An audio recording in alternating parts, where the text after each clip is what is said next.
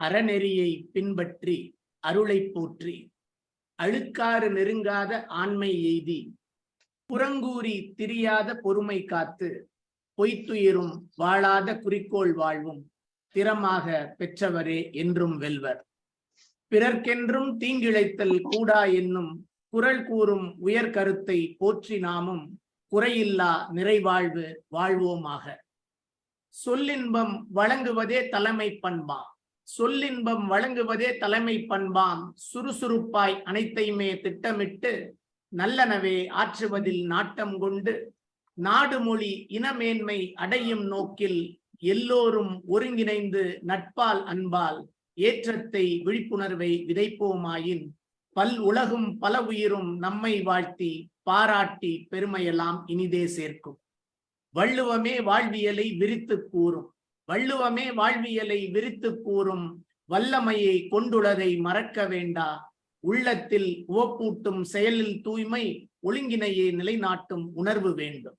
கள்ளத்தை வஞ்சகத்தை தொலைவில் வீசி கண்ணியத்தை அன்புணர்வை பெற்று வாழும் தெள்ளியனர் சிந்தனையால் வையம் போற்றும் திருக்குறளின் வழிநடப்போம் பெருமை சேர்ப்போம். மேலைச்சுவரி வள்ளுவர் மன்றம் ஏறத்தாழ 60 ஆண்டுகளுக்கு முன்னால் மேலைச்சுவரியிலே அந்த ஒரு சிற்றூரிலே ஒரு அமைப்பாக பல ஆளுமைகளை அழைத்து கற்றில நாயினும் கேட்க என்ற வள்ளுவ வாய்ப்பைப்படி அனைவருக்கும் நல்ல உரைகளை நேரடியாக கேட்கக்கூடிய வாய்ப்பை ஏற்படுத்தி கொடுத்து நடத்தி வந்தது. பின்னர் சில காலம் ஒரு இடைவெளிக்கு பின்னர் இப்பொழுது இணைய வழியில் வெர்ஷன் 2.0 வள்ளுவர் மன்றம் இணைய வழியிலே நல்ல ஆளுமைகளை அழைத்து பல நல்ல தலைப்புகளில் அவர்கள் கருத்துக்களை கேட்கக்கூடிய ஒரு ஏற்பாட்டை செய்து வந்து கொண்டிருக்கிறது. இன்று மெய்நிகர் 25வது நிகழ்வு, ஒரு அற்புதமான நிகழ்வு. இன்றைய நிகழ்வில் பர்மா தமிழரும் பர்மா அரசியலும் என்ற தலைப்பிலே நமது அன்பிற்கினிய மு. ராமநாதன் ஐயா அவர்கள் உரையாற்ற உள்ளார்கள். முறையே அவர்களை வரவேற்று அறிமுக உரையை இந்த அவைக்கு அவர்களை பற்றிய அறிமுகத்தை தொடங்குவோம். புன்னக்குடி என்றால் வைத்தியநாதனும், புன்னக்குடி என்றால் வைத்தியநாதனும், செம்மங்குடி என்றால் சீனிவாச ஐயரும், அரியக்குடி என்றால் ராமானுஜ ஐயங்காரும் நம் நினைவுக்கு வருகிறார்கள். இனி அரியக்குடிக்கு சிறப்பு சேர்ப்பவர்கள் வரிசையில் ஒரு புதிய சேர்க்கை.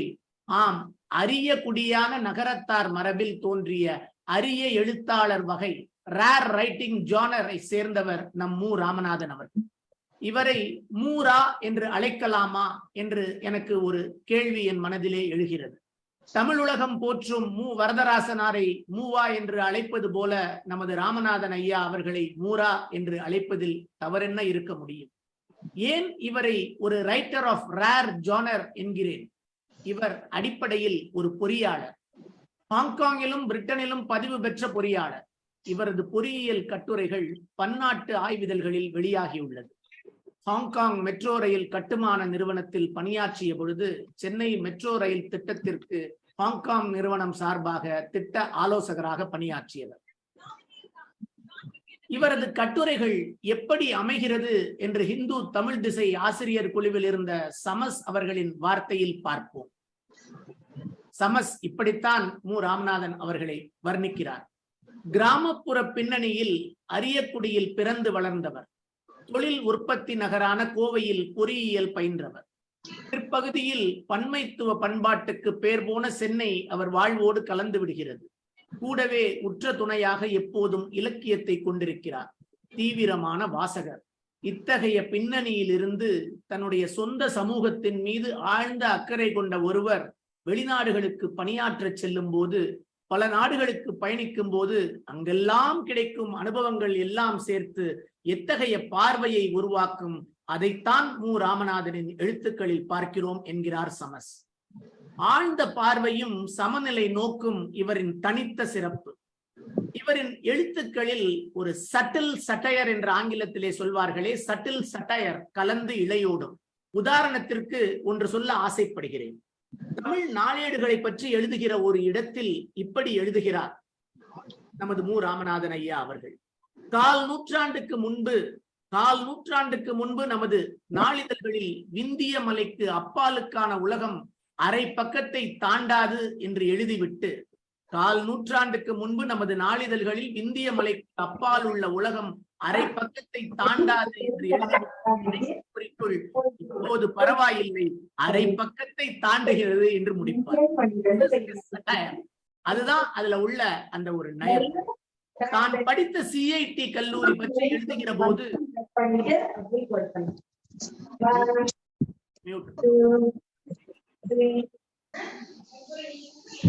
கொஞ்சம் மற்றவங்க மியூட் பண்ணிக்கோங்க.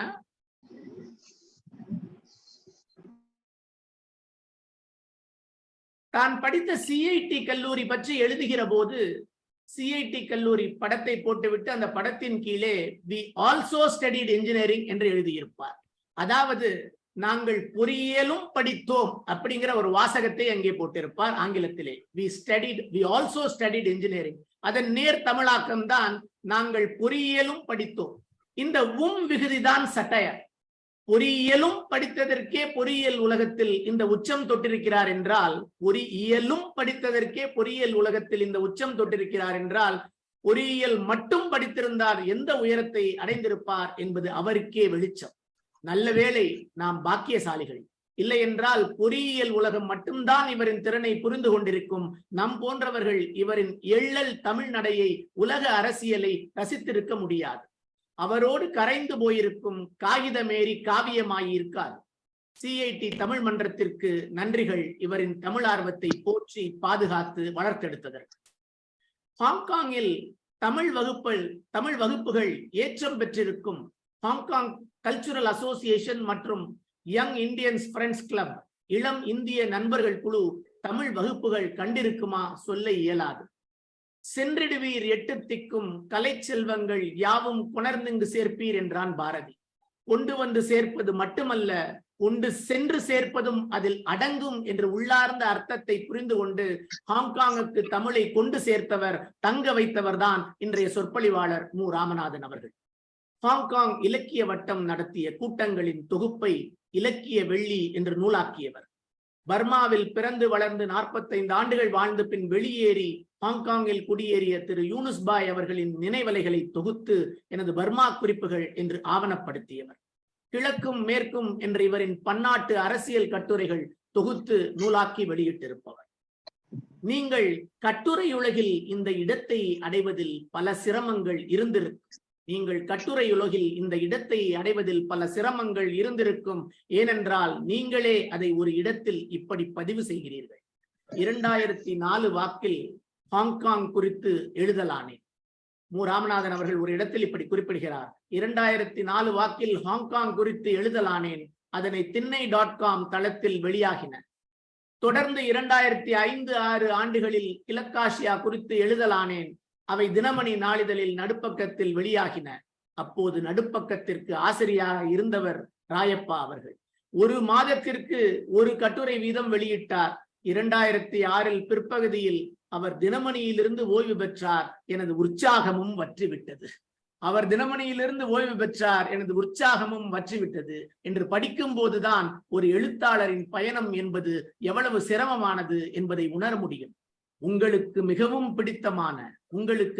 பிடித்தமான எழுத்தாளர் பில் பிரைசன் எழுதிய A Short History of Nearly Everything என்ற நூலின் தொடக்க வரிகளை சொல்லி நான் உங்கள் அறிமுக உரையை நிறைவு செய்ய விரும்புகிறேன்.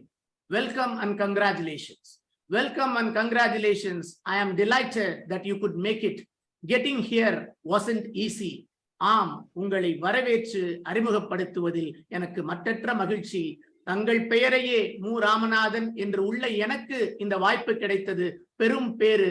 பர்மிய தமிழரும் பர்மாவின் அரசியலும் குறித்து உங்கள் பார்வையை அறிய ஆவலாய் உள்ளோம் ஐயா. அவை உங்களது.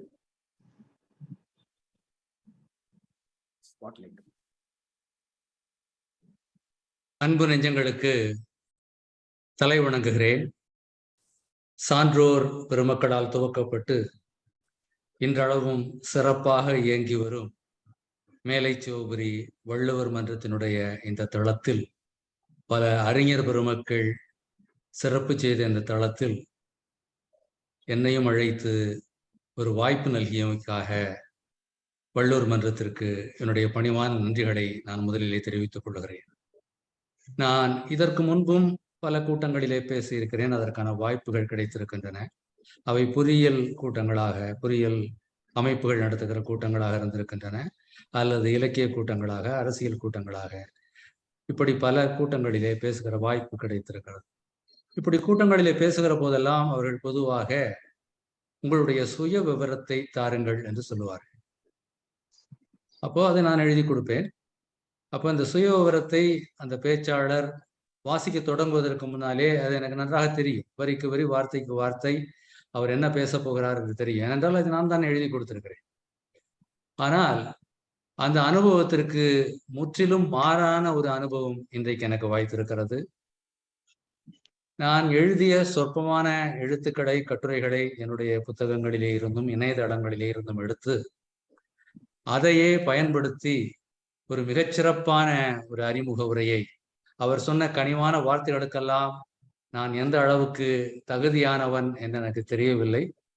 ஆனால் அப்படி ஒரு சிறப்பான அறிமுக உரையை திரு மு. ராமநாதன் அவர்கள் நிகழ்த்தியிருக்கிறார். அதற்காக நான் என்னுடைய பணிவான நன்றிகளை முதலில் தெரிவித்துக் கொள்கிறேன். இந்த பர்மாவும் பர்மிய தமிழர்களும் தமிழ் சமூகத்திலே நிரம்பவும் பிணைந்து கிடந்தவர்கள் தான். ஒரு திரைப்பட வசனம் நம்ம எல்லோருக்கும் நினைவிலே இருக்கும், ரங்கூன், அது என் உயிரை வளர்த்தது, என்னை உயர்ந்தவன் ஆக்கியது என்ற வசனம். பராசக்தி படத்திலே கலைஞர் எழுதி சிவாஜி கணேசன் பேசிய புகழ்பெற்ற நீதிமன்ற காட்சியினுடைய முதல் வசனம். அந்த வசனம் இன்றைக்கும் நம் மனதிலே தங்கி இருக்கிறது. அந்த படம் 1952 வெளிவந்தது. 1956 வந்த ஒரு படம் ரங்கூன் ராதா. ரங்கூன் ராதா என்கிற பெயரிலே அறிஞர் அண்ணா ஒரு நாவல் எழுதினார். அதை திரைக்கதையாக்கினார் கலைஞர். அதிலே ரங்கூன் ராதாவாக, ரங்கூனிலிருந்து தமிழகத்துக்கு வருகிற ராதா என்கிற பெண்ணாக ராஜசுலோச்சனா நடித்திருப்பார். இங்கே தமிழகத்திலே அவர் மீது மையல் கொள்ளுகிற தர்மலிங்கமாக சிவாஜி கணேசன் நடித்திருப்பார். தமிழிலே புலம்பெயர் இலக்கியங்களுக்கெல்லாம் தொடக்கம் குறித்த நூல் என்று சொல்லப்படுவது பா. சிங்காரம் எழுதிய கடலுக்கு அப்பால். கிழக்காசியாவுக்கு தமிழர்கள் திரைக்கடலோடி சென்றார்கள். பர்மா, மலேசியா, இந்தோனேசியா போன்ற நாடுகளிலே அவர்கள் திரவியம் தேடுவதற்காக சென்ற போது நிகழ்ந்த சம்பவங்களை, வாழ்முறையை, பண்பாட்டை, கலாச்சாரத்தை பின்புலமாக வைத்து எழுதப்பட்ட நாவல். இப்படி தமிழ் இலக்கியங்களிலே அவ்வப்போது பர்மா இடம்பெற்று வந்திருக்கிறது. நமக்கெல்லாம் ஜார்ஜ் ஆர்வெல்லை தெரியும். அவருடைய விலங்கு பண்ணை, அனிமல் ஃபார்ம், உலக புகழ் பெற்ற ஒரு நாவல். 1984 இன்னொரு புகழ்பெற்ற நாவல். ஆனால் அவர் எழுதிய முதல் நாவல் பலருக்கும் தெரியாமல் இருக்கும். அது பர்மீஸ் டேஸ் என்கிற நாவல். அவர் பர்மாவிலே ஆங்கிலேய அதிகாரியாக பணியாற்றினார். 1934 வெளிவந்த நாவல். அதிலே டாக்டர் வீராசாமி என்கிற ஒரு தமிழர் தான் பிரதானமான பாத்திரம். மிகுந்த அறிவும் ஆற்றலும் விழுமியங்களும் கொண்ட ஒரு பாத்திரமாக டாக்டர் வீராசாமியை ஜார்ஜ் ஆர்வெல் படைத்திருப்பார். ஆக இப்படியெல்லாம் தமிழர்களும் பர்மாவும் ஒரு காலகட்டத்திலே இயைந்திருந்தார்கள். ஆனால் இன்றைக்கு அதெல்லாம் பொய்யாய், பழங்கதையாய் போய்விட்டது. இடையிலே என்ன நடந்தது? தமிழர்களுடைய வாழ்வு எப்படி இருந்தது? அது எங்கனம் மாறியது? இன்றைக்கு பர்மிய தமிழர்கள், இன்றைக்கு லட்சக்கணக்கான தமிழர்கள் பர்மாவிலே வாழுகிறார்கள். அவர்களை பற்றியெல்லாம் நாம் சிந்திப்பதில்லை. என்ன நடந்தது என்பதை மிகச் சுருக்கமாக இந்த உரையிலே பார்க்கலாம் என்று நான் நினைக்கிறேன். எனக்கு பர்மிய அரசியலிலேயும் பர்மிய தமிழர்களுடைய அறிமுகத்தையும் ஏற்படுத்தியவர், அறிமுக உரையிலே குறிப்பிட்டதை போல, யூனுஸ் பாய் அவர். அவருடைய பேர் முகமது யூனுஸ். ஹாங்காங் இந்தியர்கள் அவரை யூனுஸ் பாய் என்றுதான் அழைத்தோம். அவர் ஹாங்காங்கினுடைய கூட்டங்களுக்கு, அங்கே தமிழ்ச்சங்கம் நடத்துகிற கூட்டங்களுக்கெல்லாம் வருவார். நான் 1995 ஹாங்காங்கிற்கு புலம்பெயர்ந்தேன். அங்கே தமிழ் பண்பாட்டு கழகம் இருந்தது. இலக்கிய வட்டம் என்கிற ஒரு அமைப்பையும் நாங்கள் நடத்தி கொண்டிருந்தோம். அங்கேயெல்லாம் யூனுஸ் பாய் அவர்கள் பேசுவார். அப்போ பர்மிய தமிழர்களை பற்றியும் பேசுவார், பர்மாவை பற்றியும் பேசுவார். அப்போ ஒரு காலகட்டத்தினுடைய மக்கள் வாழ்நிலை, அவர்களுடைய பண்பாடு, சமயம், மதம், கலாச்சாரம், அங்கே இருக்கிற அரசியல் சூழல், இப்படி பல விஷயங்களை அவர் பேசினார். அப்படி அவர் சொன்ன விஷயங்கள் எதுவுமே நாங்கள் அதுகாரும் கேள்விப்பட்டிராதவைகளாக இருந்தன. ஆகவே இவற்றை ஆவணப்படுத்த வேண்டும் என்று முடிவு செய்தோம். நண்பர்களுடைய உதவியோடு நான் அவற்றை தொகுக்கலானேன். அது எனது பர்மா குறிப்புகள் என்கிற பெயரிலே 2009 நூலாக வெளிவந்தது. அறிமுக உரையிலே குறிப்பிட்டார்கள். 2010 அதற்கு ஓரளவுக்கு பர்மாவை பற்றி அக்கறை உள்ளவர்களுடைய ஆதரவு இருந்தது. ஆகவே 2010 அது ஒரு 2ஆம் பதிப்பும் வெளிவந்தது. பிற்பாடு அந்த நூல் அச்சிலே இல்லாமல் இருந்தது. 2021 3ஆவது பதிப்பும் வெளியாக இருக்கிறது. இந்த நூலிலே ஒரு காலகட்டத்திலே பர்மாவை பற்றியும் பர்மிய தமிழர்களை பற்றியும் யூனுஸ் பாய் இந்த நூலிலே சொல்லுகிறார். அந்த நூலை தொடங்குகிற போது இந்தியர்கள் எப்படி பர்மாவுக்கு சென்றார்கள், சீனர்கள் எப்படி சென்றார்கள் என்கிற மாதிரி தொடங்கும். இந்தியர்களை பெரும்பாலும் அழைத்து கொண்டு போனது ஆங்கிலேயர்கள். மிகுதியும் தொழிலாளர்கள், பீகாரிலே இருந்தும் ஒரிசாவிலே இருந்து ஆந்திராவிலே இருந்து போனவர்கள். சாலை போடுகிற பணிகள், துறைமுகங்களிலே பாரம் தூக்குகிற பணிகள், இப்படி பல கூலி தொழிலை செய்து கொண்டிருந்தார்கள். பஞ்சாபியர்கள் காவல்துறையிலேயும் ஓட்டுநர்களாகவும் பணியாற்றினார்கள். பட்டான்களும் காவல்துறையிலே பணியாற்றினார்கள். தமிழர்கள் மிகுதியும் ரப்பர் தோட்டங்களிலேயும் கரும்பு நெல் வயல்களிலேயும் விவசாய கூலிகளாக பணியாற்றினார்கள். அது மட்டுமல்லாமல்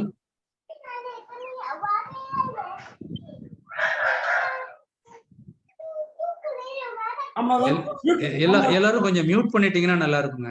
நீங்களே மியூட் பண்ணலாம் ராமநாதன். நீங்களே மியூட் பண்ணிடலாம். அட்மினே மியூட் பண்ணிடுங்க. தமிழர்கள் இது மாதிரி விவசாய கூலிகளாக மட்டுமல்லாமல் பல்வேறு ஆட்சி நிர்வாக பணிகளிலேயும் அரசாங்க பணிகளிலேயும் பணியாற்றினார்கள்.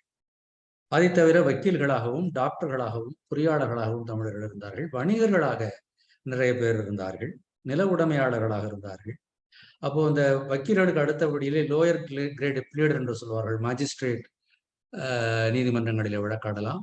அதே போல டாக்டர்களுக்கு அடுத்து லைசன்ஸ்டு மெடிக்கல் பிராக்டிஷனர் LMP என்று அந்த காலத்தில் சொல்லுவார்கள். அவர்கள் மருத்துவம் பார்க்கலாம். இந்த மாதிரியும் தமிழர்கள் நிறைய பேர் பணியாற்றினார்கள். நில உடைமையாளர்களாக இருந்தார்கள். நாட்டுக்கோட்டை செட்டியார்கள் வட்டி தொழில் செய்து வந்தார்கள். இப்படி தமிழர்கள் பரந்துபட்ட அளவிலே பர்மாவிலே வசித்து வந்தார்கள். பல நிலைகளிலே இருந்தார்கள். தமிழர்களுக்கு அந்த காலகட்டத்திலே அல்லது இந்தியர்களுக்கு அந்த காலகட்டத்திலே பர்மியர்களோடு ஒரு இணக்கமான சூழ்நிலை தான் இருந்து வந்தது. யூனுஸ் பாய் சொல்லுகிறார், பர்மியர்கள் பொதுவாக கிராமங்களில் இருக்கிறவர்கள் சூதுவாத அறியாதவர்கள், மிகுந்த நட்புணர்வோடு தமிழர்களிடத்திலே பழகினார்கள் என்று சொல்லுகிறார். நம்முடைய பிள்ளைகளுக்கு கண் வலிக்கிறது என்று ஒரு பர்மிய தாயிடத்திலே கொண்டு சென்றால் அந்த குழந்தையை மடியிலே கிடத்தி அந்த பர்மிய தாய் இது கொஞ்சம் இடையூறா இருக்குங்க. யாராவது கொஞ்சம் எல்லாம் பார்த்து மியூட் பண்ணிட்டீங்கன்னா நல்லா இருக்கும். பண்றேன் சார், நான் பண்ண சொல்றேன். ராமநாதன் பண்ணிட்டேன். சாரி சார், மன்னிச்சுங்க சார். பரவாயில்ல. இல்ல அதாவது தொழில் முறையாக பேசுகிறவர்களுக்கு இதெல்லாம் ஒன்றும் பிரச்சனையா இருக்காது. அவங்க கூட பேசிட்டே இருப்பாங்க. நாம எப்போதாவது பேசுகிறவர்கள் இடையூறாக இருக்கிறது மன்னிக்கணும். அது கொஞ்சம் மியூட் பண்ணிட்டீங்கன்னா வசதியாக இருக்கும். ஆகவே நம்முடைய பிள்ளைகளுக்கு கண் வலிக்கிறது என்று சொன்னாலும் பர்மிய தாய்மார்கள் நம்முடைய பிள்ளைகளை அவளுடைய மடியிலே கிடத்த அவளுடைய முளைப்பாலை பிள்ளைகளுடைய கண்களிலே பீச்சுவார்கள் என்று சொல்லுகிறார். அந்த அளவுக்கு ஒரு இயைந்த ஒரு சமூகமாக தமிழ் சமூகமும் பர்மிய சமூகமும் இருந்து வந்திருக்கிறது. அந்த காலகட்டத்தை அவர் மிக சுவாரஸ்யமாக வர்ணிக்கிறார். அவர் 1924 பிறந்தவர். அதாவது ஒரு 3வது தலைமுறையாக பர்மாவிலே இருக்கிறவர். அவருடைய பாட்டனாரும் தந்தை வழிபாட்டனாரும் தாய் வழிபாட்டனாரும் ராமநாதபுரம் மாவட்டத்துல இருக்கிற கிராமங்களிலே இருந்து பர்மாவுக்கு புலம்பெயர்ந்தவர்கள். அவருடைய அம்மாவும் அப்பாவும் வேறு குடும்பங்களிலே அங்கே பர்மாவிலே பிறந்தவர்கள். இவர் 3வது தலைமுறையாக பர்மாவிலே பிறந்தவர். ஒரு 30களில் இருந்த காலகட்டத்திலே இருந்த சூழ்நிலையை அவர் வர்ணிக்கிறார். அப்போது 1 ரூபாய்க்கு 64 காசுகள், 1 காசுக்கு 3 தம்படி என்றால் 1 ரூபாய்க்கு 192 தம்படி. அப்போது புதுக்கோட்டை சமஸ்தானத்திலே சல்லி என்று சொல்லுவார்கள். 1 ரூபாய்க்கு 320 சல்லி. இப்போது எழுத்தாளர் G. நாகராஜனுடைய ஒரு புகழ்பெற்ற மேற்கோள் உண்டு. மனிதன் ஒரு மகத்தான சல்லி பயல் என்று அவர் சொல்லுவார். அப்படி என்றால் என்ன பொருள்? இப்போதும் பெரியவர்கள் சல்லி பயல் என்று திட்டுவதை பார்த்திருக்கலாம். அதனுடைய பொருள் என்னவென்றால் 1 ரூபாயிலே 320 பாகத்திற்கு கூட பெருமதி இல்லாதவன் என்பதைத்தான் அந்த வசை சொல்லுகிறது. இது புதுக்கோட்டை சமஸ்தானத்திலே பர்மாவிலே தம்படி இருந்திருக்கிறது. இவர் சொல்லுகிறார், 1 தம்படிக்கு 1 பொருள் வாங்கலாம். ஒரு காசுக்கு 3 தம்படி, ஆகவே 3 பொருள் வாங்கலாம். 1 காசு கொடுத்தால் 2 வெங்காயம், 2 பூண்டு, கொஞ்சம் கடுகும் கிடைக்கும். குசரா கொஞ்சம் வெந்தயமும் வாங்கி கொண்டு வரலாம் என்று சொல்லுகிறார். இதை விரிவாக அவர் சொல்வதற்கு காரணம், அவர் யூனுஸ் பாய் வசித்தது பர்மா ரங்கூனுக்கு அருகிலே இருக்கிற ஒரு சவுட்டான் என்கிற ஒரு சிறு நகரம். அந்த நகரத்திலே தான் யூனுஸ் பாயினுடைய தகப்பனாரும் தாய் வழிபாட்டினாரும் பலசரக்கு கடை நடத்தி இருக்கிறார். ஆகவே இதையெல்லாம் சொல்லுகிறார். இதற்கு பிற்பாடு இந்த தம்படி எல்லாம் போய் அணா பைசா எல்லாம் வந்தது 40களில். அதை பற்றியும் சொல்லுகிறார். 1940 2ஆம் உலகப் போரின் காலகட்டத்துல அப்போது சீனாவிலே ஜப்பானிய ஆக்கிரமிப்பு இருந்தது. ஜப்பானியர்கள் நேரடியாக 2ஆம் உலகப் போரிலே பங்காற்றுவதற்கு முன்னால் அவர்கள் சீனாவை ஆக்கிரமித்திருந்தார்கள். அப்போது சீனா விடாப்பிடியாக பலவீனமாக இருந்தாலும் எதிர்த்து போராடி கொண்டிருந்தது. சீனாவிற்கு அமெரிக்கா உதவி செய்தது. அமெரிக்கா ஆயுதத்தை நேரடியாக கொண்டு போய் சீனாவிடத்திலே கொடுக்க முடியாது. நான் சொல்வது 40களில். அப்போ அவர்கள் அதை பர்மாவிலே ரங்கூனிலே கொண்டு வந்து கொடுப்பார்களாம். இந்த ரங்கூனிலே இருக்கிற ஓட்டுநர்கள் இந்த ட்ரக் வண்டியை ஓட்டி கொண்டு போய் இதை பர்மா சீனா எல்லைப்புறத்தில் இருக்கிற லாஷியா என்கிற ஊரிலே சேர்ப்பிப்பார்கள். அப்போது ஒரு ஓட்டுநருடைய சம்பளம் 15 ரூபாய். இந்த ஆயுதங்களை கொண்டு ட்ரக்கை கொண்டு போய் கொடுத்தால் அவர்களுக்கு 100 ரூபாய் கிடைக்கும். ஆகவே அவர்கள் மிக மகிழ்ச்சியாக அதில் இருக்கிற சிரமங்கள் எல்லாம் பார்க்காமல் கொண்டு போவார்கள் என்று விளக்குகிறார். அந்த காலகட்டத்திலே அப்போது அணா பைசா வந்து விட்டதுனாலே அவர் அந்த அணா அவர் 100 ரூபாயினுடைய மதிப்பை சொல்வதற்காக அவர் அந்த ஒரு அணாவில என்ன செய்ய முடியும் என்று சொல்கிறார். அப்போது காலணாவுக்கு ஒரு தேநீர் இருந்தலாம் ரங்கூன்ல. அரை அணாவுக்கு பலகாரம் சாப்பிடலாம். அரை அணா என்பது ஒரு அணா, ஒரு ரூபாய்க்கு 16 அணா, 8 அணா என்பது 50 காசு, ஒரு அணா என்பது 3 காசு. அரை அணாவுக்கு பலகாரம் சாப்பிடலாம். 2 அணா இருந்தால் ரங்கூன்ல இருக்கிற புகழ்பெற்ற புகாரி ரெஸ்டாரண்ட்ல ஒரு முழு சாப்பாடு அசைவ உணவோடு சாப்பிடலாம் என்று சொல்லுகிறார். அப்படி அவர் அந்த காலகட்டத்தை நமக்கு கண் முன்னாலே கொண்டு வந்து நிறுத்துகிறார். இந்த 2011 இந்த இராணுவ ஆட்சி கொஞ்சம் தளர்ச்சி எல்லாம் ஏற்பட்ட போது சுற்றுலா பயணிகளை எல்லாம் அனுமதித்தார்கள். அப்போது நீண்ட காலத்திற்கு பின்னால் யூனுஸ் பாயும் பர்மாவுக்கு சென்றார். அப்போது இந்த பர்மா குறிப்பு நூல் வெளியாகி 2 ஆண்டுகள் ஆகியிருந்தன. அப்போது என்னையும் கூட்டி கொண்டு போனார். அப்போ நான் அந்த ரங்கூனை எல்லாம் பார்த்தேன். அப்போ சவுட்டானுக்கும் போனோம். அவருடைய பள்ளி பருவ காலத்திலே இந்த ரங்கூன்ல இருந்து சவுட்டானுக்கு ஆற்று வழியாகத்தான் வர முடியும். அதற்கு பிற்பாடு இப்போது சாலைகள் எல்லாம் இருந்தன. அந்த சவுட்டானுக்கு என்னை அழைத்து சென்றார். அந்த சவுட்டானை பற்றி அந்த நூலில் அவர் நிறைய சொல்லியிருக்கிறார். நான் குறிப்பாக அங்கே இருக்கிற வழிபாட்டு தலங்களை பார்ப்பதில் ஆர்வம் காட்டினேன். அவர் என்னை அங்கெல்லாம் அழைத்து கொண்டு போனார். அந்த சின்ன ஊர்ல நிறைய வழிபாட்டு தலங்கள் இருந்தன. குறிப்பாக 5 வழிபாட்டு தலங்களை நான் இங்கே சொல்லி ஆக வேண்டும். முதல்ல ஒரு முருகன் கோயில். இந்த முருகன் கோயிலை அங்கே இருக்கிற நாட்டுக்கோட்டை செட்டியார்கள் கட்டியிருக்கிறார்கள். பர்மா முழுக்க 90 இடங்களுக்கு மேல் இந்த மாதிரி முருகன் கோயில்கள் கட்டப்பட்டிருக்கின்றன என்று சொன்னார்கள். இங்கே ரங்கூன்ல முகல் வீதி என்ற ஒரு வீதி இருக்கிறது. அதுதான் அங்கே புகழ்பெற்ற வீதி. அங்கே ஒரு 6 அறை வீடு என்று சொல்கிறார்கள். 6 அறை என்று சொன்னால் 6 அறை, 6 ரூம்ஸ். அங்கே 6 அறைகள் இருக்கிறதுனால அதற்கு இப்படி ஒரு பெயர். அதனுடைய கீழ்த்தளத்துல அங்கே இருக்கிற நிறைய இன்றைக்கு நிகழ்ச்சியிலே நிறைய ராமநாதன்கள் இருக்கிறார்கள். அன்றைக்கு எனக்கு அந்த 6 அறை வீட்டை சுற்றி காட்டியவருடைய பெயரும் ஒரு ராமநாதன். அவர் பர்மிய மாதுவை மனம் செய்து கொண்டு அங்கே ரங்கூனிலே வசிக்கிறார். இந்த 6 அறை வீட்டினுடைய கீழ்த்தளத்துல இந்த பெட்டியடி என்று சொல்கிறார்கள். இந்த செட்டியார்கள் வட்டி தொழில் நடத்திய இடம். ஒரு பெட்டி இருக்கிறது, அதற்கு பின்னாலே ஒரு பெட்டகம் இருக்கிறது, முன்னாலே உட்கார்ந்து இருக்கிறவருக்கு பேர் அடுத்தாள், அதற்கான இடம் இருக்கிறது. வரிசையாக இப்படி அமர்ந்து கொள்வதற்கான ஏற்பாடு அங்கே இருக்கிறது. இது கீழ்த்தளம். முதல் தளத்துல ஒரு முருகன் கோயில் இருக்கிறது. அதனால தான் அதுக்கு 6 அறை முருகன் கோயில் என்று பெயர். அந்த முருகன் கோயில் எப்போதும் தொடர்ச்சியாக பூசை செய்கிறார்கள். இது முதல் தளம். 2வது தளத்துல இவர்கள் தங்கிக் கொள்வதற்கும் சமைப்பதற்குமான ஏற்பாடு இருக்கிறது. எல்லாருடைய உடைமை என்பது ஒரு ட்ரங்க் பெட்டியும் ஒரு பாயும் ஒரு தலையணையும் தான். இதுதான் அவர்கள் மேலே அந்த மிக குறைவான வசதியிலே அங்கே வாழ்ந்திருக்கிறார்கள். அந்த சேமிப்பை கொண்டு வந்துதான் செட்டிநாட்டு பகுதியிலே பிரம்மாண்டமான மாளிகைகளை எல்லாம் அவர்கள் கட்டியிருக்கிறார்கள் என்று என்னை அழைத்து சென்ற ராமநாதன் எனக்கு விளக்கமாக சொன்னார். இப்போ இது முதல் நான் சவுட்டானிலே நான் பார்த்தது முருகன் கோயில். இப்போதும் அந்த முருகன் கோயில் இருக்கிறது. அங்கே உள்ளூரில் இருக்கிறவர்கள் பூசை செய்து கொண்டிருக்கிறார்கள். அந்த நூலிலே அவர் யூனுஸ் பாய் சொல்லியிருப்பார், மிகப்பெரிய நந்தவனம் பூந்தோட்டம் எல்லாம் அந்த கோயிலுக்கு சொந்தமாக இருந்தன, ஏராளமான நகைகள் இருந்தன என்றெல்லாம் சொல்லியிருக்கிறார். நான் அதையெல்லாம் விசாரித்தேன். இப்போது அதெல்லாம் எதுவும் இல்லை. அந்த நந்தவனம் எல்லாம் பிளாட்டு போட்டு இடங்கள் ஆகிவிட்டன. அந்த கோயில் இருக்கிறது, அதை பாதுகாத்து கொண்டிருக்கிறார்கள், வழிபட்டு கொண்டிருக்கிறார்கள். அடுத்தது ஒரு பீலிகா என்கிற ஒரு ஊர். ரங்கூன்ல இருந்து ஒரு 4 5 கிலோமீட்டர் தூரத்தில் இருக்கிறது. அங்கே ஒரு முனியையா கோயில் இருக்கு. இது மிகவும் சக்தி வாய்ந்த கோயில் என்று சொன்னார்கள். நான் அந்த கோயிலையும் போய் பார்த்தேன். இந்த சம்பவம்லாம் நடந்த சில ஆண்டுகளுக்கு பிற்பாடு நான் எங்கள் ஊரில் நடைப்பயிற்சி செய்து கொண்டிருந்த ஊருக்கு வெளியே வந்து விட்டேன். அப்போ அங்கே வந்து ஒரு முனியாண்டி கோயில் இருந்தது. அதை பார்த்து கொண்டே போகிற போது மேலே பீலிக்கா என்று எழுதி இருந்தது.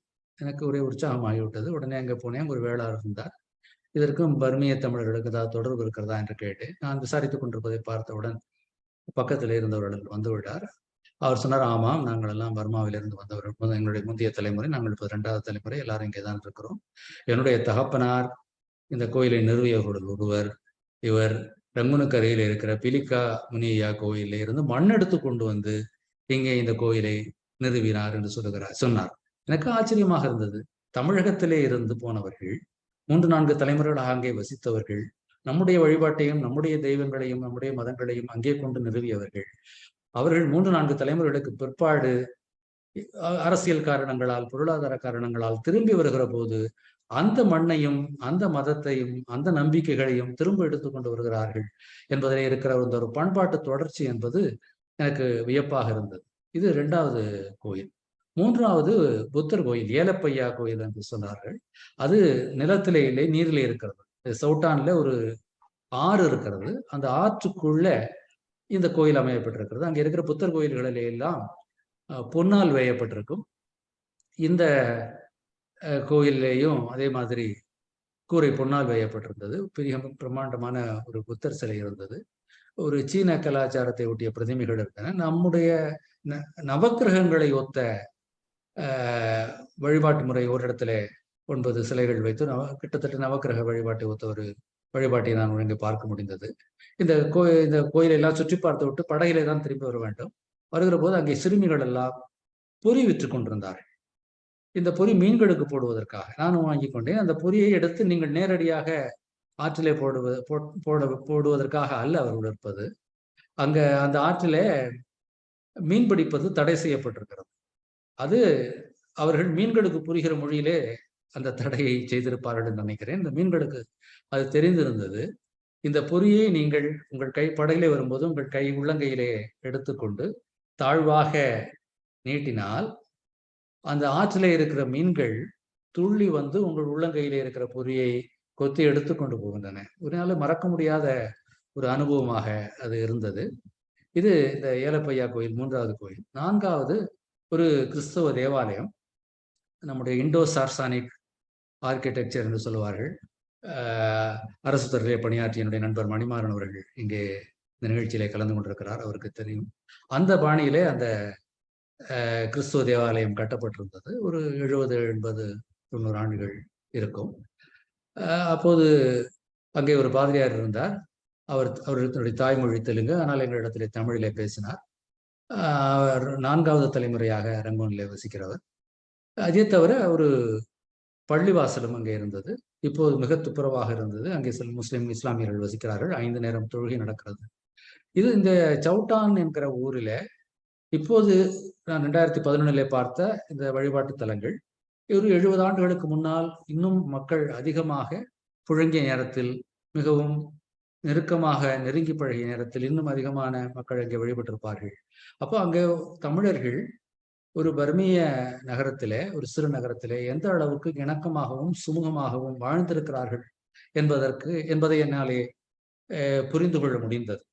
அப்போ அங்க இந்த யூனுஸ்பா இந்த புத்தகத்தில் சொல்கிறார், இப்போ தமிழ்நாட்டில இருந்து கலைஞர்கள் எல்லாம் வந்து இங்கே நாடகம் நடத்துவார்கள். அப்போ நாடகங்களுக்கு ₹1 வரை கட்டணம் வசூலிப்பார்கள்.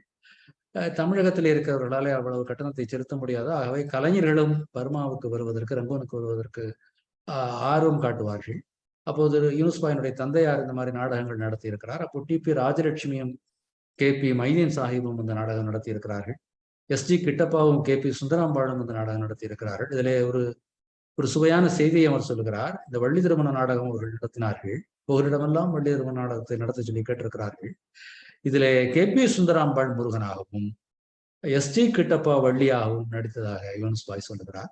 அதற்கு பின்னாடி PS கோவிந்தன், விஜயாள் என்ற கலைஞர்கள் வந்து நாடகம் நடத்தியிருக்கிறார்கள். நடத்திய நாடகங்கள் எல்லாம் வள்ளி திருமணம், கோவலன் கண்ணகி, பவளக்கொடி, அல்லி அர்ஜுனா, ஹரிச்சந்திரா போன்ற நாடகங்களை எல்லாம் நடத்தியிருக்கிறார்கள். அப்போ ஒரு தமிழ்நாட்டிலிருந்து புலம்பெயர்ந்தவர்கள் கூட அவர்கள் தமிழ் கலாச்சாரத்தையும் தமிழ் பண்பாட்டையும் தமிழ் வழிபாட்டு முறைகளையும் கொண்டு நடக்கிற சமூகமாக, அதே நேரத்தில் அங்கே இருக்கிற பர்மியர்களோடு இணக்கமாகவும் இசைவாகவும் வாழ்கிற ஒரு சமூகமாகத்தான் தமிழ் சமூகம் இருந்திருக்கிறது. ஆனால் கொஞ்ச காலத்திலே பர்மியர்களுக்கு தமிழர்களின் மீதும் இந்தியர்களின் மீதும் ஒரு பொறாமை வந்ததையும் அவர் தொடர்ந்து சொல்லுகிறார். இப்ப இந்த பர்மிய தேசியம் என்பது அங்கே தொடங்கி இருக்கிறது. ஆரம்பத்தில் இந்தியாவிலே 11 மாநிலங்கள் இருந்தன. மதராஸ், பம்பாய், மத்திய பிரதேசம், ஒரிசா, வங்காளம், பீகார், உத்தரப்பிரதேசம், பஞ்சாப், சிந்து, அஸ்ஸாம், இதோட நார்த் வெஸ்ட் ஃப்ரான்டியர் என்று சொல்வார்கள், வடமேற்கு எல்லைப்புறம். இப்படி 11 மாநிலங்கள். இந்த 11 மாநிலங்களோடு 12வது மாநிலமாக பர்மா இருந்தது. ஆகவே இந்த பர்மிய தேசியம் உயர்த்தி பிடித்தவர்கள் இந்த பர்மாவை தனியாக பிரிக்க வேண்டும் என்று பிரிட்டிஷாரிடத்திலே கோரிக்கை தொடர்ந்து வைத்துக் கொண்டிருக்கிறார்கள். அப்போது பிரிட்டிஷ் அரசாங்கம் அதை ஏற்றுக்கொண்டு 1937 பர்மா தனியான ஒரு காலனியாக பிரிக்கப்படுகிறது. அப்போ அங்கே பிரிட்டிஷுக்கு எதிரான குரல்களும் தேசிய விடுதலை போராட்டத்தினுடைய எல்லா அம்சங்களும் அங்கேயும் இந்தியாவை போல பர்மாவிலேயும் நடைபெறுகின்றன. அப்போ ஒரு மாணவர்கள் மத்தியிலே இந்த பிரிட்டிஷாருக்கு எதிரான எழுச்சி ஒரு தலைமறைவு இயக்கமாக உருவாகிறது. அந்த மாணவர்களில் ஒருவர் அவுங் சான். இந்த அவுங் சான் யார் என்று கேட்டால் இப்போது வீட்டு சிறையில் இருக்கிற பர்மிய தலைவர் அவுங் சான் சூச்சி என்னுடைய தந்தையார் தான் இந்த அவுங் சான். அப்போ அவர் மாணவராக இருக்கிறார் 47. அப்போ அங்கே இருக்கிற பர்மாவுக்கு ஜப்பானியர்கள் பல்வைத்தியர்களாக பல்வேறு இதிலே வருகிறார்கள். அவர்கள் சொல்லுகிறார்கள், உங்களுக்கு நாங்கள் இராணுவ பயிற்சி தருகிறோம், நீங்கள் ஜப்பானுக்கு வாருங்கள், உங்களுக்கு அங்கே நாங்கள் ஒரு வானொலி நிலையம் அமைத்து தருகிறோம், நீங்கள் பிரிட்டிஷ் அரசாங்கத்துக்கு எதிராக பிரச்சாரம் செய்யுங்கள் என்று சொல்கிறார். அவுங் சானுக்கு அது ஏற்புடையதாக இருக்கிறது. அவர் 30 மாணவர்களை சேர்த்து கொண்டு, இவர்கள் பர்மிய வரலாற்றில் 30 காம்ரேட்ஸ் என்று அழைக்கப்படுவார்கள், 30 தோழர்கள். இந்த 30 பேரையும் அழைத்து கொண்டு சரக்கு கப்பலில் ரகசியமாக ஜப்பானுக்கு போகிறார். அங்கிருந்து ஃபார்மோசா என்பது இப்போதைய தைவான், அங்கே கூட்டிக் கொண்டு செல்கிறார்கள். அங்கே அவர்களுக்கு இராணுவ பயிற்சி அளிக்கப்படுகிறது.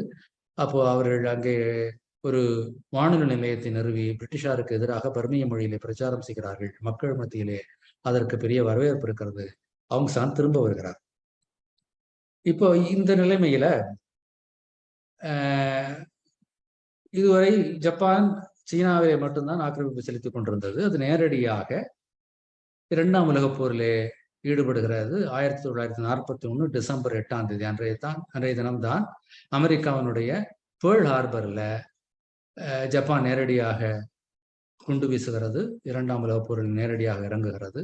தொடர்ந்து கிழக்காசியாவிலேயும் தென்கிழக்காசியாவிலேயும் அதனுடைய படையெடுப்புகள் தொடங்குகின்றன. 1941 டிசம்பர் 8 பேர்ல் ஹார்பரில் குண்டு போடுகிற ஜப்பானியர்கள் அதே ஆண்டு அதே மாதம் டிசம்பர் 23ஆம் தேதி ரங்கூனிலே முதலாக குண்டு போடுகிறார்கள். அதற்கு முன்னால் எல்லாருக்கும் தெரிகிறது ஜப்பானுடைய ஆக்கிரமிப்பு வரப்போகிறது. ஆகவே மக்களை பிரிட்டிஷ் அரசாங்கம் தயாரிக்கிறது. எல்லாருடைய வீடுகளிலேயும் பதுங்கு குழிகள் இருக்கின்றன. இந்த மாதிரி குண்டு போட்டால் சங்கு ஊதுவோம், நீங்கள் எல்லாம் பதுங்கு குழிக்குள்ளே போய் பதுங்கிக் கொள்ள வேண்டும் என்று பாடம் எடுக்கப்படுகிறது. யூனுஸ் வயதையெல்லாம் விவரித்து சொல்லுகிறார், எப்படியெல்லாம் நாங்கள் பதுங்கு குழிக்குள்ளே போய் பதுங்கிக் கொள்வோம் என்றெல்லாம் சொல்லுகிறார். இது 2000 டிசம்பர் மாதம் 23ஆம் தேதி. தொடர்ந்து அது இப்படி கிழக்காசிய நாடுகளின் மீது படையெடுப்பு நடக்கிறது. 1942 மார்ச் 8, அதாவது 41 டிசம்பர் 8 பேர்ல் ஹார்பரில் குண்டு போட்டவர்கள் 1942 மார்ச் 8, அதாவது 3 மாதங்களுக்குள் ரங்கூனிலே கைப்பற்றி விடுகிறார்கள். இந்த 3 மாதங்களிலே அவர்கள் கைப்பற்றிய கிழக்காசிய தென்கிழக்காசிய நாடுகளின் பட்டியலை பார்த்தால் பெரிய வியப்பாக இருக்கிறது. Vietnam, Laos, Cambodia, Singapore, Malaysia, Indonesia, Philippines, Andaman Nicobar, இவற்றோடு பர்மா என்கிற இத்தனை நாடுகளையும் ஜப்பானிய ஏகாதிபத்தியம் வெறும் 3 மாதங்களுக்குள் கைப்பற்றிவிட்டது. அப்போ இதுல ஒரு குறிப்பான ஒரு செய்தி என்னவென்றால், 1942 பிப்ரவரி 20 பிரிட்டிஷ்காரர்கள் தோல்வி ஒப்புக்கொண்டு வெளியேறிவிட்டார்கள். மார்ச் 8ஆம் தேதி தான் ஜப்பான்கள் கைப்பற்றுகிறார்கள். இந்த இடைப்பட்ட 2 வார காலத்துல இந்தியர்களுக்கும் தமிழர்களுக்கும் எதிரான ஒரு மிகப்பெரிய வன்முறை கட்டவிழ்த்து விடப்படுகிறது. அப்போது பர்மி அவர்கள் தமிழர்களுடைய சொத்துக்களை சூறையாடுகிறார்கள், அவருடைய நற்கடன்களுக்கு தீ வைக்கிறார்கள், அவருடைய வணிக வளாகங்களை கொளுத்துகிறார்கள். பல பேர் வீடுகளிலிருந்து வெளியேற வேண்டிய சூழ்நிலை வருகிறது. எல்லாரும் நகரங்களிலே இருந்து கிராமங்களுக்கு போய் பதுங்க முடியுமா என்றெல்லாம் யோசிக்கிறார்கள். அப்ப அந்த காலகட்டத்திலே தான், அந்த 2ஆம் உலகப் போர் காலகட்டத்திலே தான் பல பேர் கால்நடையாக பர்மாவிலே இருந்து இந்தியாவுக்கு திரும்புகிறார்கள். அப்படி திரும்பியவர்களில் ஒருவர் தான் வே. சாமிநாத சர்மா, புகழ்பெற்ற எழுத்தாளர், பல நூல்களை எழுதியவர். கண்ணதாசன் ஒரு இடத்துல சொல்லுவார், இந்த உலகத்து அறிவையெல்லாம் தமிழனுடைய தலைக்குள்ளே ஏற்ற வேண்டும் என்று கங்கணம் கட்டி கொண்டிருப்பவர் யார் என்று கேட்டால் என்னாலே எந்த தயக்கமும் இல்லாமல் வே. சாமிநாத சர்மா என்று சொல்ல முடியும் என்று சொல்லுகிறார். மேலும் கண்ணதாசன் சொல்லுகிறார், என்னுடைய பொது அறிவிலே 20% நான் சர்மாவினுடைய நூல்களை படித்துத்தான் பெற்றுக்கொண்டேன் சொல்லுகிறார். அந்த வே. சாமிநாத சர்மா அப்போது பர்மாவிலே இருக்கிறார். ஜோதி என்கிற பத்திரிகையை அவர் நடத்தி கொண்டிருக்கிறார். அப்போ இந்த 41 டிசம்பர்ல இருந்து இந்த பிரச்சனைகள் வர தொடங்கி விட்டன. பலரும் போகலாமா வேண்டாமா என்ற ஆலோசனையில் இருக்கிறார்கள். அந்த குழப்பம் சாமிநாத சர்மாவுக்கும் இருக்கிறது. கடைசியாக பிப்ரவரி மாதம் மார்ச் 8ஆம் தேதி தான் ரங்கூன் முழுமையாக ஜப்பானியருடைய கைக்கு போகிறது. இவர் 21 பிப்ரவரி 42 சாமிநாத சர்மா ரங்கூனில இருந்து கால்நடையாக ஒரு காரிலே புறப்படுகிறார், நண்பர்களோடு சேர்ந்து. அவருடைய துணைவியாரும் இருக்கிறார். ரங்கூன்ல இருந்து அவர் போகிற இடத்திற்கு பேர் மாந்தலை. சர்மா அதை தமிழ் முறைப்படி மாந்தளை என்று எழுதுகிறார். ரங்கூன்ல இருந்து மாந்தலைக்கு காரிலே வருகிறார்கள். அங்கே சில நாட்கள் தங்கி இருக்கிறார்கள். அப்போ அவருடைய உடுப்புகளும் கொஞ்சம் சமையல் பாத்திரங்களையும் தான் அவர்களால் கொண்டு போக முடிகிறது. அப்போ அவர் தினசரி இந்த சந்தைக்கு வருகிறார். அவர் மிக எழுத்தாளர் என்பதனாலே கூர்மையாக எல்லாவற்றையும் பார்க்கிறார். அந்த யுத்த காலத்திலே கூட அங்கே விலைவாசி எவ்வளவு சகாயமாக இருந்திருக்கிறது என்பதை அவர் கவனித்து சொல்லுகிறார். ரவை அரை வீசை 4 அணாவுக்கு வாங்கினேன் என்று எழுதுகிறார். கோதுமை அரை வீசை 3 அணாவுக்கு வாங்கினேன் என்று எழுதுகிறார். இந்த யுத்த காலத்தை பயன்படுத்தி அங்கே இருக்கிற பர்மிய வணிகர்கள் விலையை கூட்டி விற்கவில்லை என்பதை நாம் அதிலே இருந்து தெரிந்து கொள்ள முடிகிறது. அப்புறம் மாந்தலையில கொஞ்ச நாள் தங்கி இருந்து விட்டு தபால் தணிக்கை பிரிவினர் அவர்களுக்காக, அவருடைய குடும்பத்தினருக்காக ஒரு ரயில் பெட்டி ஒதுக்கப்படுகிறது. அதிலே ஒரு நண்பரை பிடித்து அவருடைய குடும்பத்தினர் என்று சொல்லி அந்த ரயிலில் அவர் முனிவா என்கிற இடம் வரைக்கும் வருகிறார். அங்கே சில நாட்கள் தங்கியிருந்து அங்கே இருந்து ஒரு நீராவி படகுல போகிறார். நீராவி படகுல போறவர்கள் நெடுஞ்சாலைத்துறையைச் சேர்ந்தவர்கள். அவர்கள் குடும்பத்தினருக்கு ஒரு நீராவி படகு ஒதுக்கப்படுகிறது. அதிலே போகிறார். அப்படி போகிற போது எல்லாருக்கும் அப்படி போய்விட முடியாது அல்லவா? அவர்கள் படகிலே வருகிறார்கள். படகு என்பது ஒரு துடுப்பு போடுகிற படகோ பாய்மரப்படகோ அல்ல, அது ஒரு மிதவை. அப்ப அந்த மிதவையை ஒரு தெப்பத்தை போல இழுக்க வேண்டும். ஒரு 4-5 நாள் பயணம். அப்ப பர்மியர்கள் இந்த மாதிரி மிதவை வைத்திருக்கிறார்கள். ஒரு இடத்துல காசு கொடுத்து விட்டு இந்தியர்கள் ஏறுகிறார்கள். அப்ப முதல் நாள் இந்த பர்மியர்கள் இழுக்கிறார்கள். அடுத்த நாள் எங்களால் இழுக்க முடியவில்லை என்று பயணிகளையே இழுக்க சொல்கிறார்கள். அவர் கரையோரமாகவே இழுத்து கொண்டு வருகிறார்கள். அப்ப எல்லாராலையும் இழுக்க முடியவில்லை. சில பேருக்கு நெஞ்சு வலி வருகிறது, சில பேர் இரத்த வாந்தி எடுக்கிறார்கள், சில பேர் அங்கேயே மடிந்து விழுகிறார்கள். இந்த காட்சிகளை எல்லாம் பார்த்து கொண்டுதான் சர்மாவுடைய நீராவி படகு போகிறது. அதற்கு பின்னால் கலேவா என்கிற இடத்துல இருந்து லாரியில அவர் போகிறார். ஒரு திறந்த லாரி, எல்லாரும் இடித்து கொண்டு உட்கார்ந்து கொண்டு போகிறார்கள்.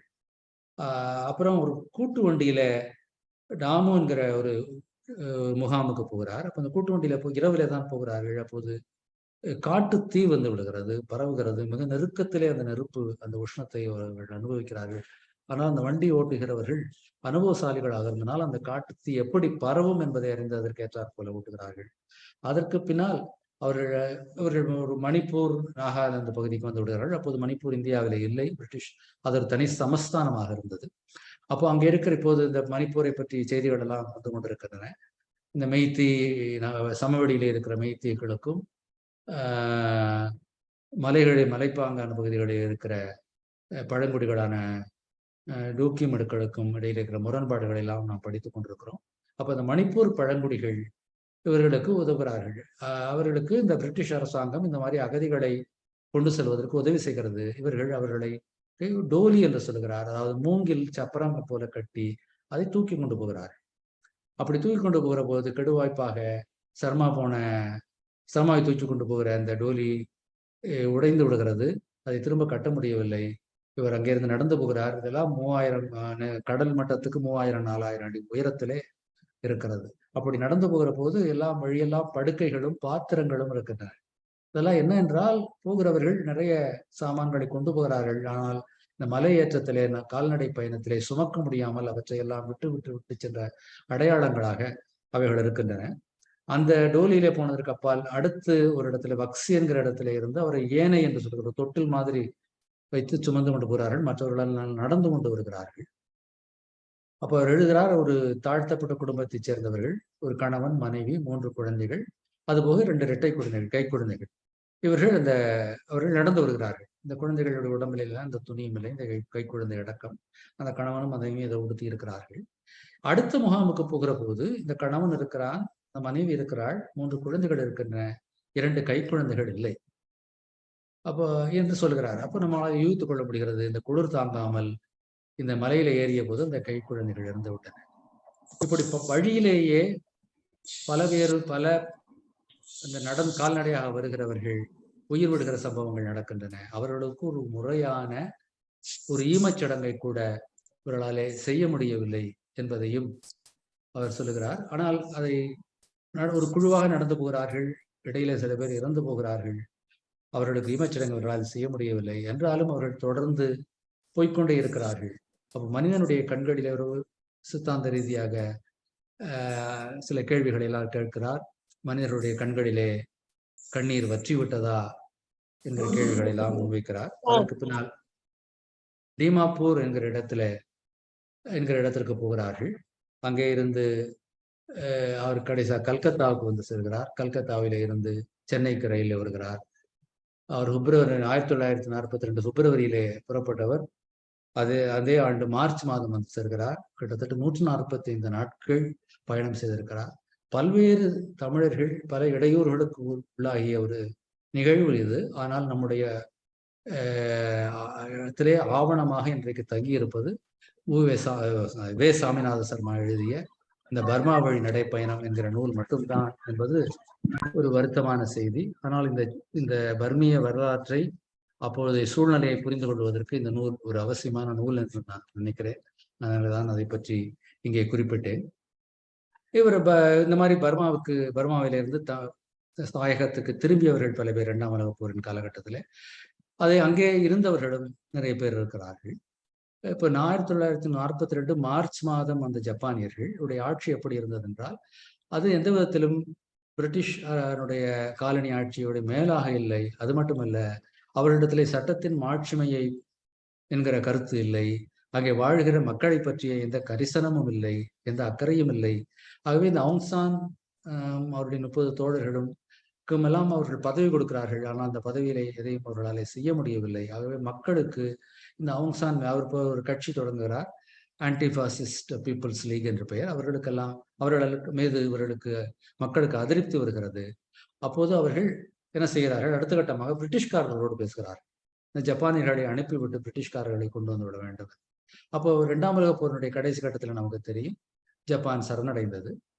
1945 ஜூலை வரை, 1942 மார்ச்சிலே தொடங்கிய ஜப்பானிய ஆதிக்கம் 45 ஜூலை வரை தொடர்ந்தது. அப்போது யூனஸ் பாய் சொல்கிறார், ஒரு இருண்ட இடமாக இருந்தது. என்னவெல்லாம் வெளியே நடந்தது என்பதெல்லாம் எங்களுக்கு தெரியாது.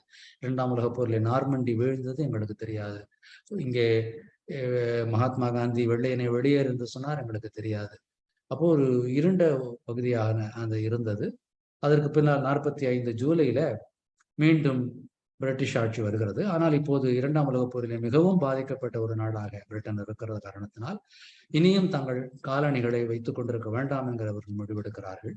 இந்தியா 47 சுதந்திரம் அடைந்தது, பர்மா 48 சுதந்திரம் அடைந்தது.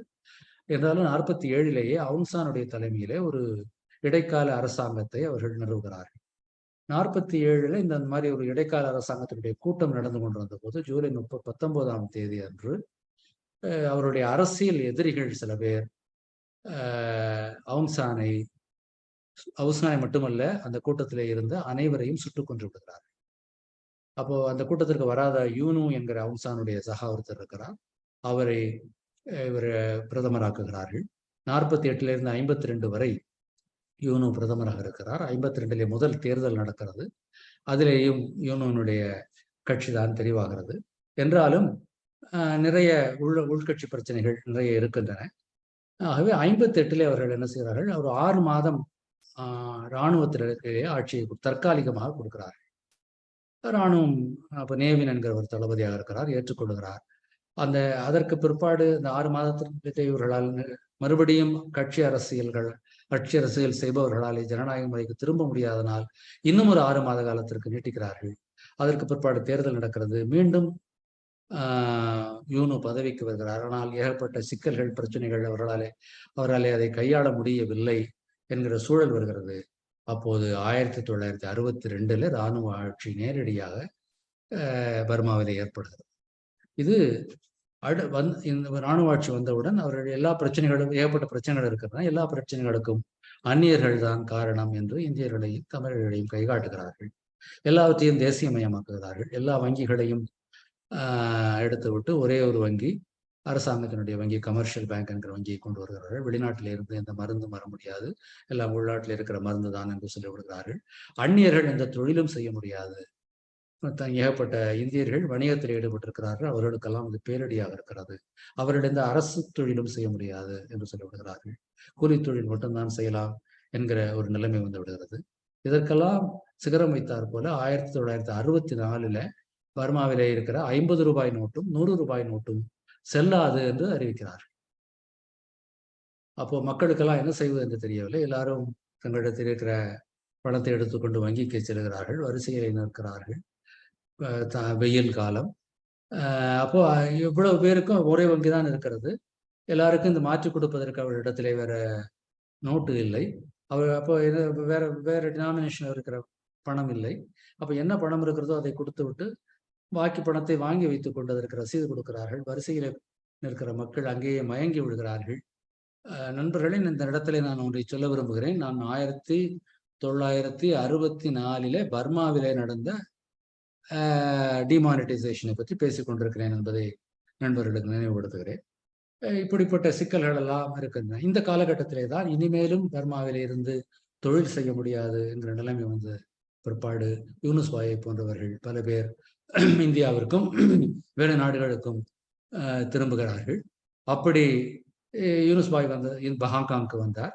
இந்த இராணுவ ஆட்சி தொடர்ந்து கொண்டிருக்கிறது. மக்களுக்கு எந்த வாழ்வாதார ஜீவாதார உரிமைகள் எல்லாம் இல்லை, கட்டுப்பாடுகள் மிகுந்த இடமாக இருக்கிறது. அப்போது 1988 மாணவர்கள் எல்லாம் போராடுகிறார்கள்.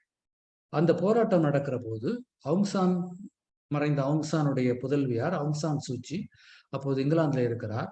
அவருடைய கணவர் அங்கே ஒரு பேராசிரியர், ஒரு ஆங்கிலேயர் அவர் திருமணம் செய்து கொண்டிருக்கிறார். தன்னோட சுகவீனமாக இருக்கிற தன்னுடைய தாயாரை பார்ப்பதற்காக அவுங்சான் சூச்சி ரங்கூனுக்கு வருகிறார். அப்போ இந்த மாணவர்கள் எல்லாம் போராடி கொண்டிருக்கிறார்கள். இந்த மாணவர்கள் மீது பாராமுகமாக அவராலே திரும்பி செல்ல முடியவில்லை. இவர் இந்த போராட்டத்துக்குள்ளே ஈடுபடுகிறார். அப்போதுதான் அந்த NLD என்று சொல்லப்படுகிற நேஷனல் லீக் ஃபார் டெமோக்ரஸி என்கிற கட்சியையும் அவர் தொடங்குகிறார். அப்போது அவரை அரசாங்கம் சிறைப்பிடிக்கிறது. அப்போ இதெல்லாம் 1988 நடக்கிறது. 1990 ஒரு தேர்தல் வருகிறது. அந்த தேர்தலில் ஆங் சான் சூச்சியினுடைய கட்சி போட்டியிடுகிறது, மிகப்பெரிய வெற்றியை பெறுகிறது. ஆனால் இராணுவம் ஆங் சான் சூச்சியினுடைய NLD கட்சிக்கு ஆட்சியை மாற்றி கொடுப்பதற்கு மறுத்து விடுகிறது. மட்டுமல்லாமல் ஆங் சான் சூச்சியை வீட்டுக்காவலிலே வைக்கிறது. அதற்கு அடுத்த 22 ஆண்டு காலத்துல 15 ஆண்டு காலம் வீட்டு சிறையிலே தான் இருந்தார். 1991 ஆங் சான் சூச்சிக்கு சமாதானத்திற்கான நோபல் பரிசு வழங்கப்படுகிறது. மறுபடியும் 2010 இராணுவம் தேர்தல் நடத்துகிறது. இந்த முறை NLD புறக்கணிக்கிறது. இராணுவத்திற்கு சார்பான USDP என்கிற கட்சி வெற்றி பெறுகிறது. தெயின் என்கிறவர் தளபதியாக இருந்தவர் அதிபராக மாறுகிறார். அப்போ அது ஒரு பெரிய செய்தியாக யாரும் கணிக்கவில்லை. ஆனால் அது பர்மாவிலே ஒரு மிகப்பெரிய ஒரு மாற்றத்தை கொண்டு வந்ததாக இருந்தது அவருடைய ஆட்சி. அவர் பல கட்டுப்பாடுகளை தளர்த்துகிறார். தனியார் வங்கிகளுக்கு அனுமதி அளிக்கிறார். வெளிநாட்டு மூலதனங்களை வரவேற்கிறார். சுற்றுலா பயணிகளை வரவேற்கிறார். அந்த காலகட்டத்திலே தான் 2011 தான் நான் யூனுஸ் பாயோடு ரங்கூனுக்கும் அவருடைய சொந்த ஊரான சவுட்டானுக்கும் போய் வந்தேன். இதெல்லாம் 2010 நடக்கிறது. 2010 நாங்கள் போகிற போது ஆங் சான் சூச்சியினுடைய படங்கள் எல்லாம் சுவரிலே பார்க்க முடிந்தது. அவருடைய கட்சியினுடைய சின்னம் ஒரு பறந்து வருகிற மயில். அந்த படத்தை எல்லாம் பார்த்தோம். 2011 இடைத்தேர்தல் நடக்கிறது. அந்த இடைத்தேர்தலில் என்எல்டி கட்சி போட்டியிடுகிறது. 45 இடங்களில் 42 இடங்களில் ஆங் சான் சூச்சியினுடைய கட்சி வெற்றி பெறுகிறது. அதிகாரப்பூர்வமான எதிர்கட்சியாகவும் என்எல்டி மாறுகிறது. அதற்கடுத்து முழுமையான ஒரு தேர்தல் 2015 நடக்கிறது. அந்த தேர்தலிலேயும் என்எல்டி வெற்றி பெறுகிறது. என்எல்டி வெற்றி பெற்றாலும் ஆங் சான் சூச்சியாலே அதிபராக முடியவில்லை. என்னென்று கேட்டால், வர்மிய சட்டத்தின்படி அந்த பிரிவினுடைய பெயர் 59F பிரிவின்படி ஒரு வெளிநாட்டு வரை மணந்தவர், அது அவருடைய ஸ்பௌஸ் வெளிநாட்டவராக இருந்தால், அது ஆணாக இருந்தாலும் பெண்ணாக இருந்தாலும் அவராலே அதிபராக முடியாது என்ற ஒரு அரசியல் அமைப்பிலே அவர்கள் ஒரு சட்டமாக சேர்த்திருந்தார்கள். இதை அகற்ற வேண்டும் என்று சூச்சி மிக கடுமையாக போராடினார். ஆனால் இராணுவம் அதற்கு ஒத்துக்கொள்ளவில்லை. ஆகவே அவர் தன்னாலே அதிபராக முடியாது என்பது அவருக்கு தெரிந்திருந்தது. அது மட்டுமல்ல, அந்த இராணுவத்தில் இருக்கிற அதாவது 75% இடங்கள் பாராளுமன்றத்திலே தான் இந்த தேர்தலில் நிரப்பப்படும். 25% இடங்கள் இராணுவத்தால் நிரப்பப்படும். 3 பேர் அதிபர் பதவிக்கு போட்டியிடலாம். 2 பேர் பாராளுமன்ற உறுப்பினர்களால் நியமிக்கப்படுவார்கள். ஒருவர் இராணுவத்தால் நியமிக்கப்படுவார். அதிக வாக்குகள் பெறுகிறவர் அதிபர் ஆவார், மற்றவர்கள் துணை அதிபர் ஆவார்கள். இது மட்டுமல்ல, மிக முக்கியமான துறைகளான நிதித்துறை, பாதுகாப்புத்துறை, உள்துறை போன்ற துறைகள் எல்லாம் இராணுவம் தான் அமைச்சர்களை நியமிக்கும். இதெல்லாம் இந்த அரசியல் சட்டத்தில் எழுதப்பட்டிருந்தது. இதையெல்லாம் ஆங் சான் சூச்சிக்கும் என்எல்டிக்கும் தெரியும், இருந்துதான் போட்டியிட்டார்கள். என்றாலும் உலக அரங்கிலே, பன்னாட்டு அரங்கிலே ஒரு பெரிய எதிர்பார்ப்பு இருந்தது.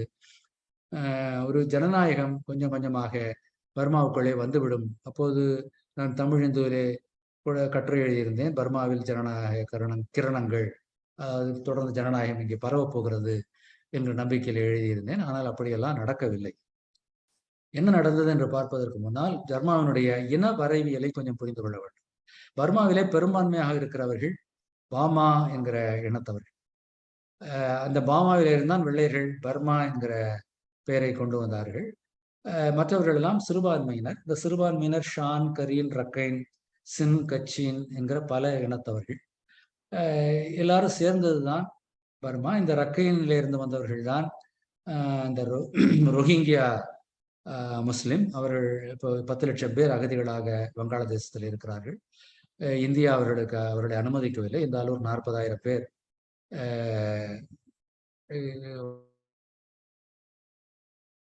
அகதிகளாக இந்தியாவில் இருக்கிறார்கள். இந்த ரோஹிங்கியாக்கள் தான் உலகத்திலேயே மிக அதிகமாக துன்புறுத்தப்பட்டவர்கள் என்று ஐநா சொல்லியிருக்கிறது. 2017 அவர்களுக்கு எதிரான மிகப்பெரிய வன்முறை கட்டவிழ்த்து விடப்பட்டது. சுமார் 6,700 பேர் அதிலே மரணம் அடைந்தார்கள். அப்போதுதான் இந்த 10 லட்சம் பேர் என்று சொன்னால் 7 லட்சம் பேர் அப்போதுதான் இடம்பெயர்ந்தார்கள், வங்காளதேசத்துக்கு அகதிகளாக போனார்கள். 2018 ஐநா இதை விசாரித்து, அந்த விசாரணையில ஒரு எல்லாரும் எதிர்பார்க்காத ஒரு சம்பவம் நடந்தது. அப்போது இராணுவத்திற்கு ஆதரவாக, ஆளுங்கட்சிக்கு ஆதரவாக சாட்சி சொன்னவர் ஆங் சான் சூச்சி. மனித உரிமைக்காக நோபல் பரிசு பெற்றவர். ஒரு இராணுவ ஆட்சி, ஒரு இனப்படுகொலை நடத்த ஆட்சிக்கு ஆதரவாக சாட்சி சொன்னார். ஒரு நட்சத்திரம் வானிலே இருந்து உதிர்ந்து விழுவதை உலகம் அதிர்ச்சியோடு பார்த்தது. ஆனால் அதற்கு அந்த ஐநாவுடைய நீதிமன்றம் பர்மா செய்தது தவறு, இது ஒரு இனப்படுகொலை என்றுதான் தீர்ப்பு எழுதியது. ஐநாவாலே விசாரிக்க முடியும், தீர்ப்பு எழுத முடியுமே தவிர அதை நடைமுறைப்படுத்துகிற அதிகாரம் ஐநாவுக்கு கிடையாது. ஆகவே இதுதான் தொடர்ந்தது. 2021 அடுத்த தேர்தல் வந்தது. அப்போது பல பேர் சொன்னார்கள், ஆங் சான் சூச்சி இந்த மாதிரிலாம் நடந்து கொண்டார், ஆகவே அவருக்கு நடுத்தர வர்க்கத்தினுடைய ஆதரவு இருக்காது என்று சொன்னார். ஆனால் பெரும்பான்மை பர்மியர்கள் பாமா இனத்தைச் சேர்ந்தவர்களாக இருப்பதனால் அவர் தங்களுடைய நாட்டிற்காக சாட்சி சொன்னார் என்கிற மாதிரி ஒரு பிம்பம் அவர் மீது எழுந்தது. ஆகவே மீண்டும் அவர்கள் வாக்களித்தார்கள். அவர்கள் மட்டுமல்ல, பல சிறுபான்மையினத்தவர்களும் ஆங் சான் சூச்சிக்கு என்எல்டிக்கு தான் ஆதரவளித்தார்கள். அவர் சிறுபான்மையினருக்கு ஆதரவாக இல்லை என்றாலும் கூட அவரைத்தான் ஒரு ஜனநாயக முகமாக அவர்கள் பார்த்தார்கள். 2020 தேர்தலிலே மீண்டும் என்எல்டி வெற்றி பெற்றது. அப்போ 2021 அவர் மீண்டும் ஆட்சிக்கு வந்திருக்க வேண்டும். அப்போதுதான் அடுத்த திருப்பம் வந்தது. அந்த இராணுவம் ஆட்சியை புதிய என்எல்டி கட்சிக்கு மாற்றிக் கொடுக்காமல் நேரடியாக அவர்களுடைய ஆட்சியை மீண்டும் கைப்பற்றிக் கொண்டார்கள். 62லேருந்து 2011 வரை இராணுவ ஆட்சி இருந்த நாட்டிலே மீண்டும் 2021 இராணுவ ஆட்சி வந்தது.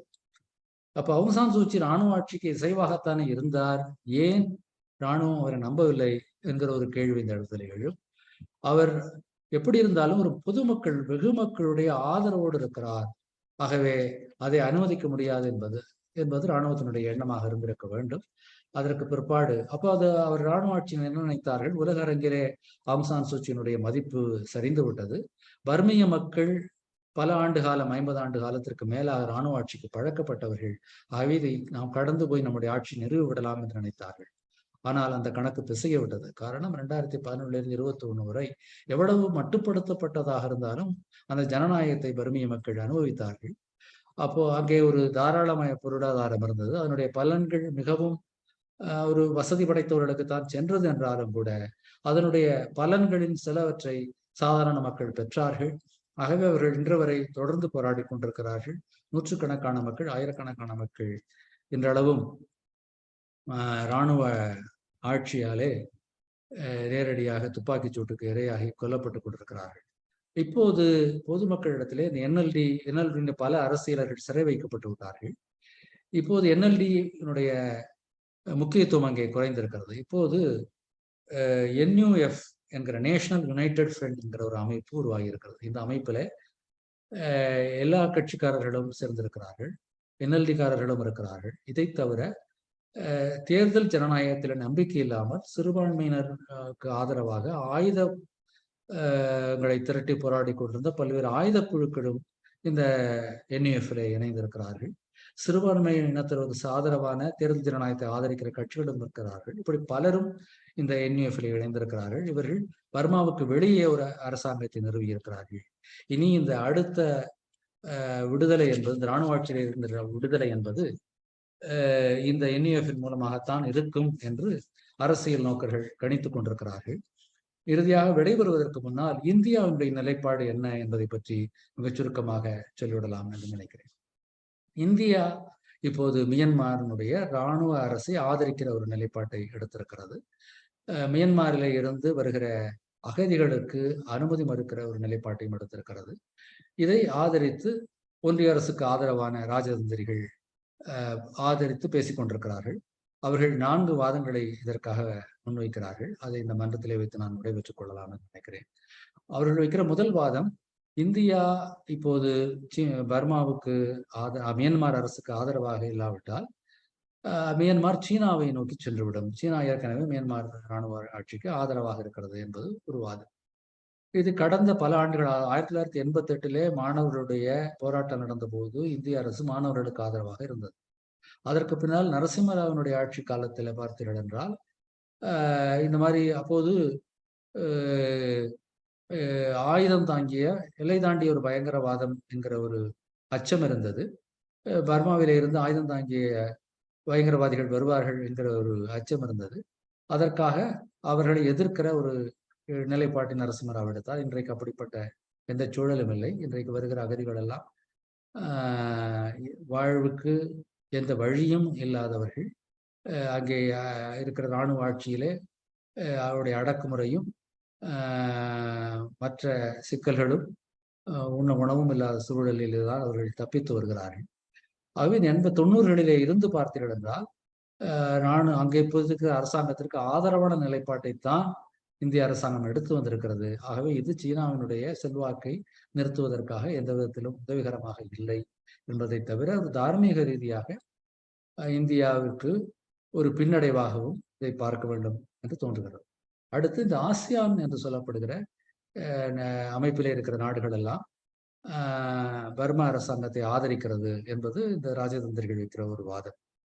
பாகிஸ்தான், வியட்நாம், லாவோஸ், தாய்லாந்து போன்ற நாடுகள், இதை தவிர ரஷ்யா, சைனா போன்ற நாடுகள் எல்லாம் ஆதரிக்கின்றன. ஆகவே நாமும் ஆதரிப்பதுதான் சரியாக இருக்கும் என்பது ஒரு வாதம். இதில் பார்த்தீர்கள் என்றால் தாய்லாந்து மியான்மர் அரசை ஆதரித்தாலும் கூட அவர்கள் அகதிகளுக்கு கதவடைப்பதில்லை. அங்கே வந்து தப்பி வருகிற அகதிகளுக்கு தாய்லாந்து ஆதரவளிக்கிறது. இதை தவிர மலேசியா, சிங்கப்பூர், இந்தோனேஷியா, பிலிப்பைன்ஸ் போன்ற நாடுகள் இந்த இராணுவ ஆட்சியை எதிர்க்கிற ஒரு நிலைப்பாட்டை மிக தீவிரமாக முன்னெடுத்து செல்லுகின்றன. ஆசியான் என்கிற அமைப்பே ஒட்டுமொத்தமாக எல்லாரும் சேர்ந்து இந்த இராணுவ ஆட்சிக்கு எதிரான நிலைப்பாட்டை தான் எடுத்திருக்கிறார்கள். ஆகவே ஒரு தார்மீக ரீதியாக இதை இந்தியா கைக்கொள்ள வேண்டிய நிலைமை இருக்கிறது. மூன்றாவது, இந்த அகதிகளுடைய பிரச்சனை. ரோஹிங்கியாவிலிருந்து வருகிற முஸ்லிம்களுக்கு பல ஆண்டுகளாக இந்தியா அனுமதிப்பதில்லை. இப்போ சமீப காலமாக இந்த மணிப்பூர், மிசோராமுக்கு வருகிற இப்போது செய்திகளிலே அடிபடுகிற பிரச்சனை 2021 இருந்து சின் என்கிற இனத்தவர்கள் வருகிறார்கள். இதுல என்ன பிரச்சனை என்றால், இந்த மிசோராமிலேயும் மணிப்பூர்லேயும் இருக்கிறவர்களும் இந்த பர்மாவிலே இருக்கிறவர்களும் எல்லாம் ஒரே இனத்தவர்கள். இன்றைக்கு ஒரு காலத்திற்குள்ளே ஒரே மாமன் மச்சானாக இருந்தவர்கள் பிற்பாடு நாடுகள் பிரிந்த போது வெவ்வேறு நாடுகளுக்கு போய்விட்டார்கள். ஆகவே அவர்களுக்கு கதவடைப்பதை இப்போ இன்றைக்கு இருக்கிற மணிப்பூர், மிசோராம் ஆட்சிகளாலே செய்ய முடியவில்லை.